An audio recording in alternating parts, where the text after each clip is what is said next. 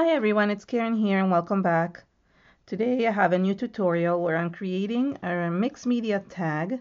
It's a pretty large tag and I thought I would use some of the new products from Finnabair to create this tag. The first thing I want to do is I want to cover it with some tissue paper. I have the decorative paper. This is the one with the butterflies.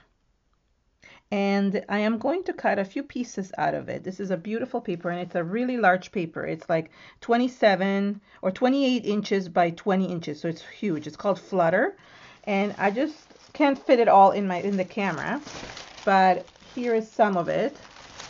And there comes 6 sheets of each one, so it's pretty amazing because you can use this for so many projects.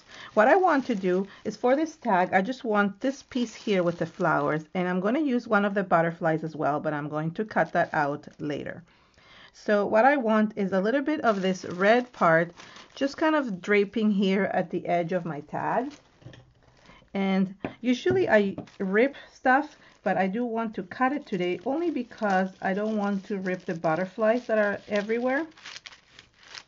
So I'm going to cut around the designs carefully, not getting to the butterflies. So what I'm going to do is I'm going to stick this one over here. Soft matte gel is the perfect medium to add these tissue papers because they're very soft and delicate, and I love matte just because it doesn't show that shininess, but you could definitely use gloss as well. All I'm doing is just putting some in the background and then sealing it as if you've decoupaged the page. It's pretty easy. So I'm using my silicone brush to just apply this to the background. And one of the main things I want to show with this video today is just that you can create pretty simple projects with a few products, and it's just easy to do. And you can use these products on so many different surfaces and projects. So it doesn't have to be a tag. You could use this for art journaling. You could use this basically for anything.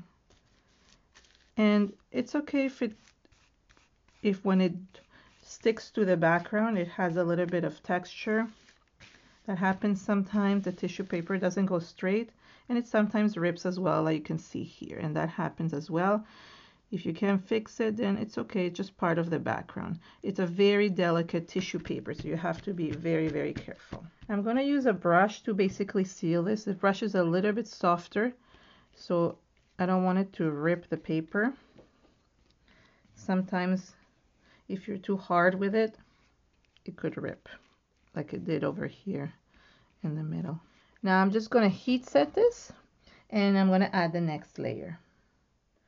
While the tag is drying, I am going to use the same soft matte gel to glue this butterfly, which is also from the same tissue paper, onto watercolor paper. You just have to pick any thick paper. This is the Prima watercolor paper from the paper pad.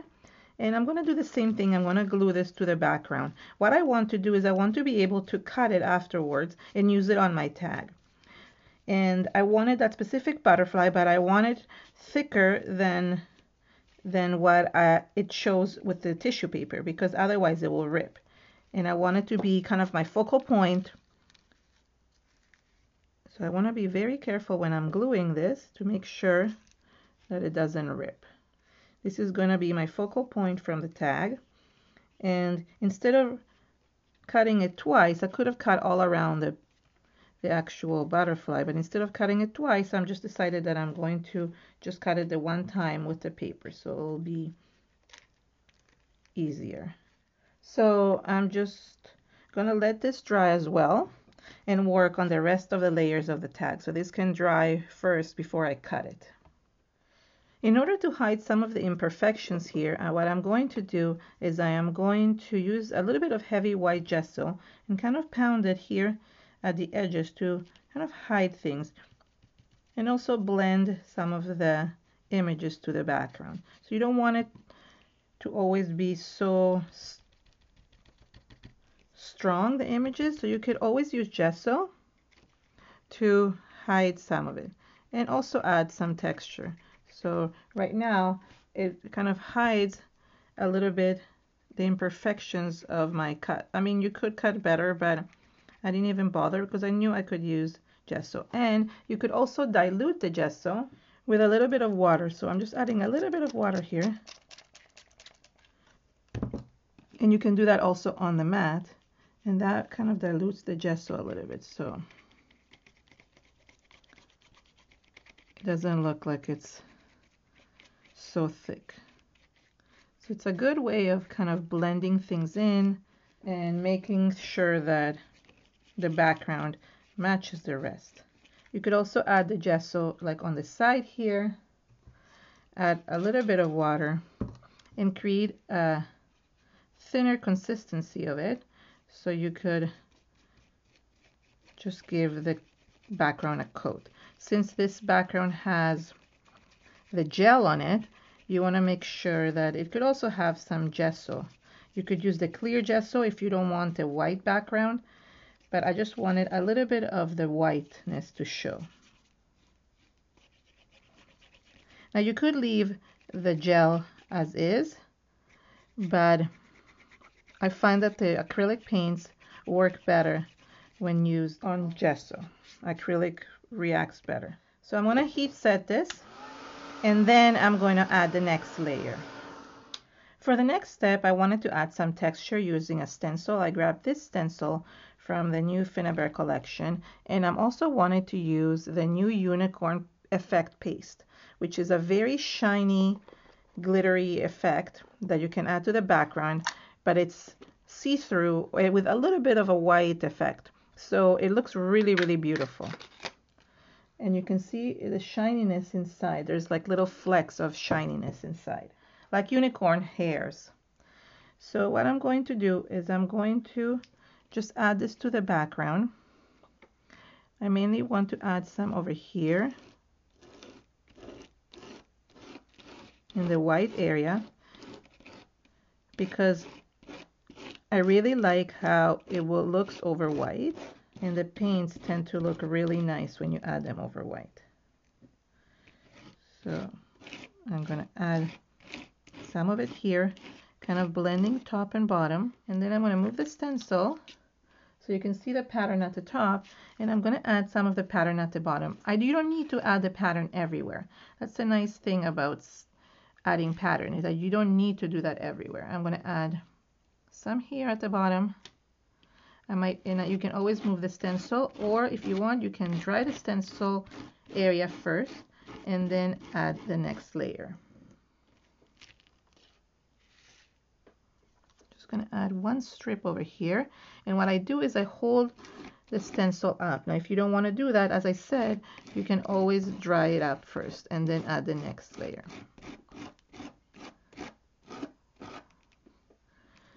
So there is my tag.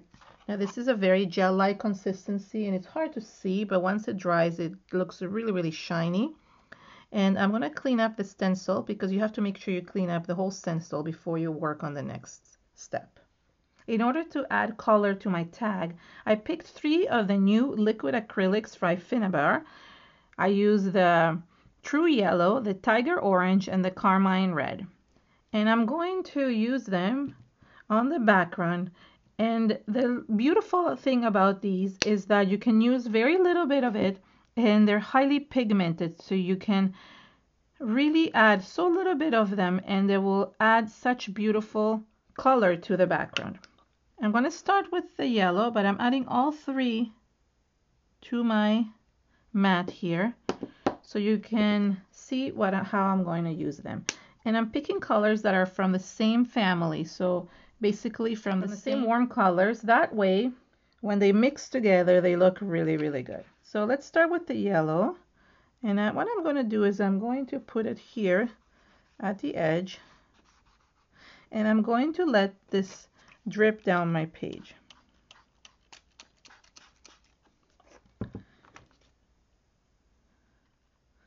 So I love this effect of letting things drip down, and if you drip too much you can always use a wipe to soak up the water. And now I'm going to add some of the orange.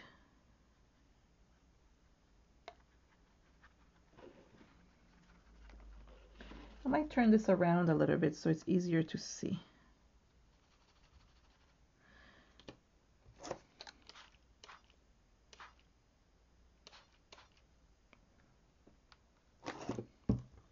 So you want to start with the lighter colors first and then move on to the darker ones.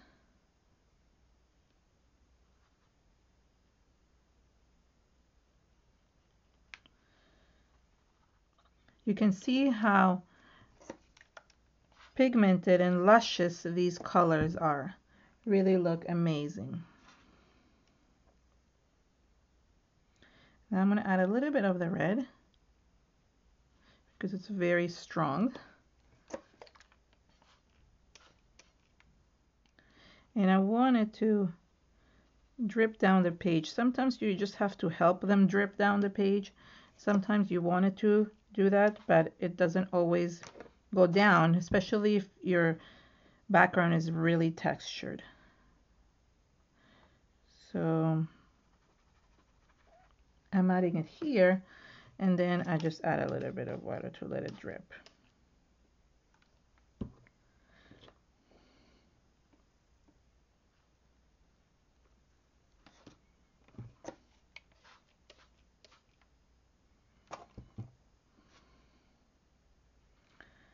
So now I have all this pooled water, so I just want to kind of mix it around just so it adds to the background.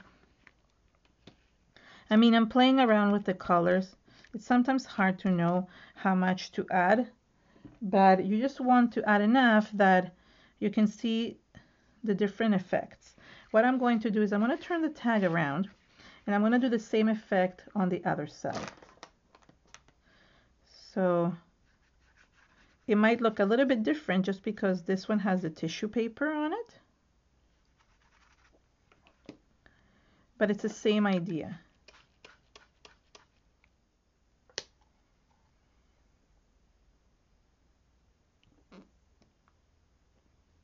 I'm adding a little bit more tiger orange.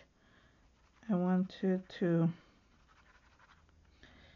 move down the page a little bit more. I find that it's not covering enough.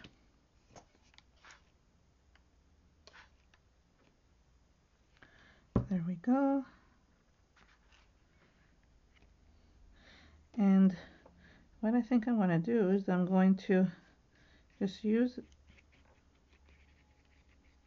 the liquid part of the water to just mix it all in, because I want the tag to kind of all be the same color. Okay, so that gave us good texture. I want to finish up what I have. And the nice thing about the unicorn paste is that it kind of sticks out from underneath. It does not get covered by the color, which is what's nice about it. I'm going to dry this first layer because I want to add a little bit more to this.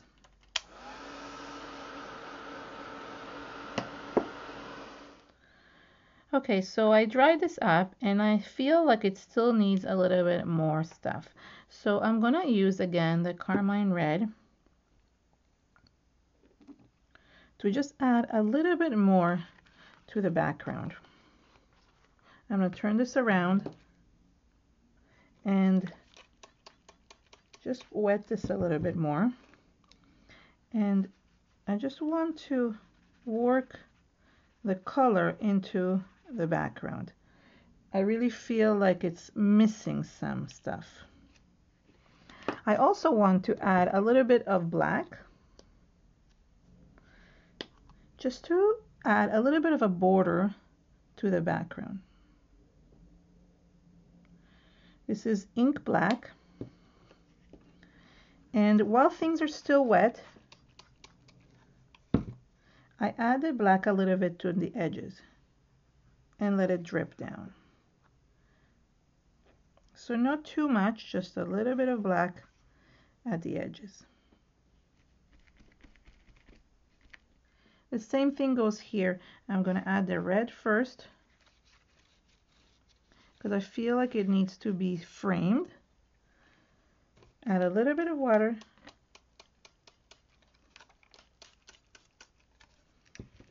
and then add the black.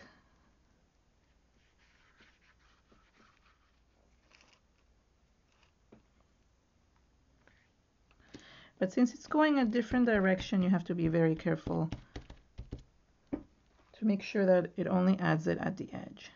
So I continue working until I'm happy with the way it looks.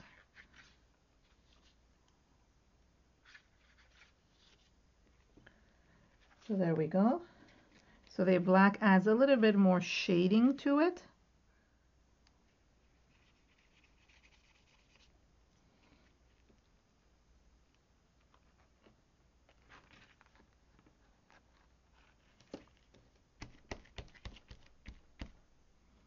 So I work with a little bit at a time. Try to mix everything together.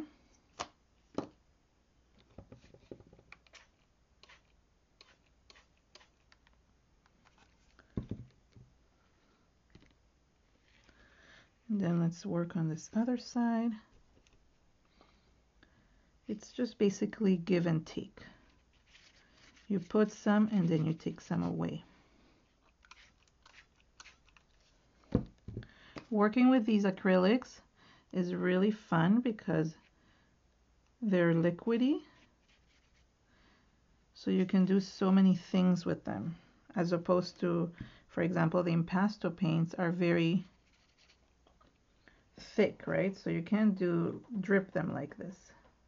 So I'm going to let this dry as well.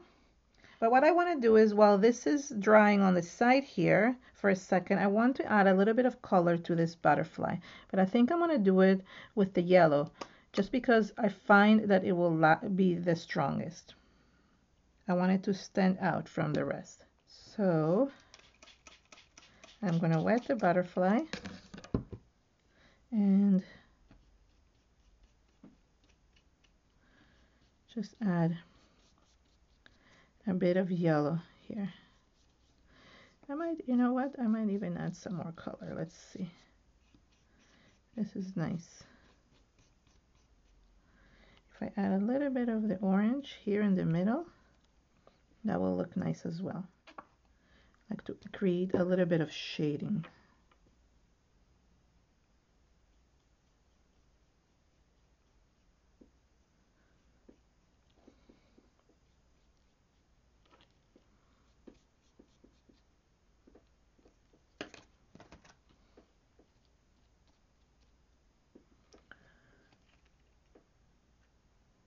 So that way you get like that shaded area in the center and the lighter parts on the outside. I'm going to dry this as well. So I'm going to dry everything really well, and then I might add some more layers. So that would be the butterfly. And now going back to the tag, you can see that it's already framed and the background looks really distressed, which I really love. So I don't think I want to do anything else to this anymore. I really felt that the background was very monotone. Everything looked the same, so I felt like I needed to add a little bit of a different color. I'm going to use this blue. It's the deep turquoise. And I know that my butterfly is kind of going to go here in the center somewhere. So I was thinking to have a little bit of blue coming out from the center.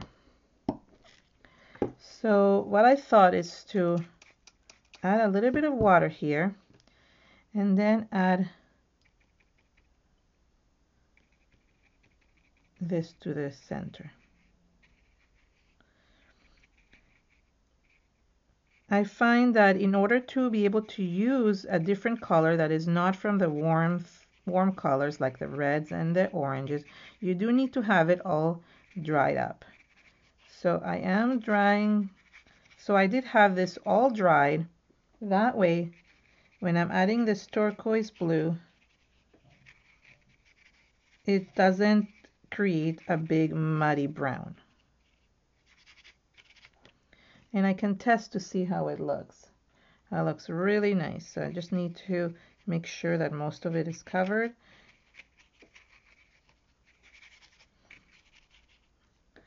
And I could even, oops, I don't know what that is.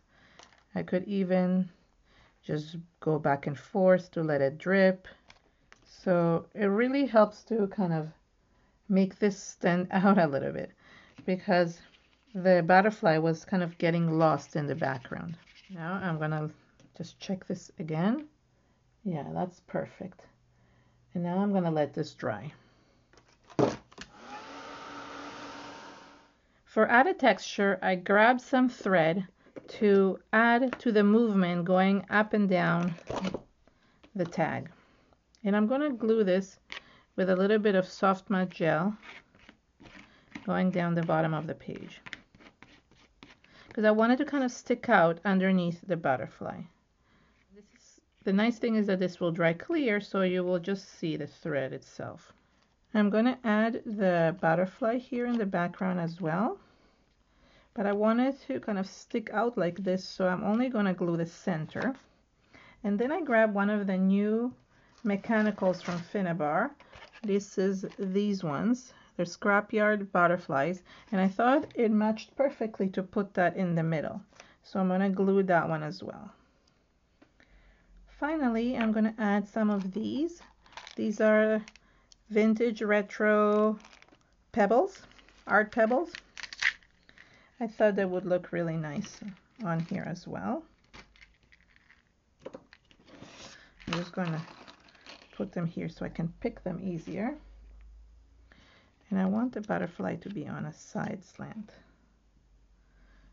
So that's good. I usually like adding the bigger ones closer to the focal point and the smaller ones further away.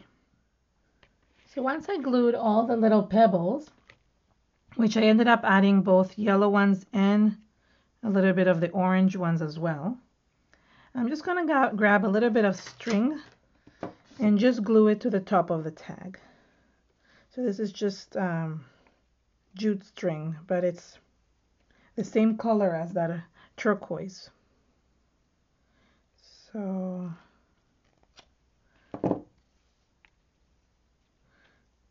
just because it has a hole, I figured it would be better if I just added it here. So there we go. There's my tag. And I'm going to let this dry so all the glue and the gel, all the gel disappears. So thank you so much for joining me today. I hope you enjoyed this tag tutorial. I tried to use as many new products as I could, so I could really show you everything that is out there. If you like this video, please give it a thumbs up and share it with your friends on social media. For more inspiration, subscribe to my channel. Thank you so much and have an amazing day. Bye.